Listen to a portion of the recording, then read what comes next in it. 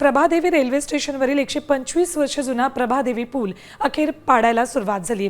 मुंबई महापालिकेने मोठा पोलीस बंदोबस्त इथे तैनात केलाय आणि त्यानंतर पाडकाम सुरू केले। त्यामुळे हा पूल आता वाहतुकीसाठी बंद राहील। गणेशोत्सवाची धामधूम संपल्यानंतर अखेर प्रभादेवी पूल पाडकाम सुरू झाले। काल रात्री मुंबई महापालिकेचे पथक आणि पोलिसांचा तगडा फौजफाटा इथे कारवाईसाठी दाखल झाला आणि अखेर 125 वर्ष जुना असलेला जो प्रभादेवीचा पूल आहे त्याच्या पाडकामात सुरुवात झालेली आहे। आपण या ठिकाणी बघतोय की 2 JCB लावलेल्या आहेत आणि त्यानंतर हा ब्रिज जो आहे तो इतके वर्ष जुना होता, याचं पाडकाम करू नका असं स्थानिकांनी वारंवार विरोध केला होता, आंदोलन केलं होतं।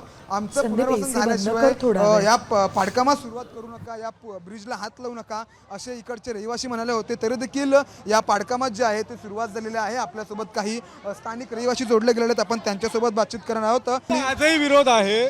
आम्हाला आश्वासन देणं होतं की जोपर्यंत तुमचा प्रश्नाचं कायदेशीर आम्हाला लेखी मिळत नाही तोपर्यंत ब्रिज पाडला जाणार नाही। आम्हाला फक्त जागा द्या, पण आमची बिल्डिंग पडू देऊ नका।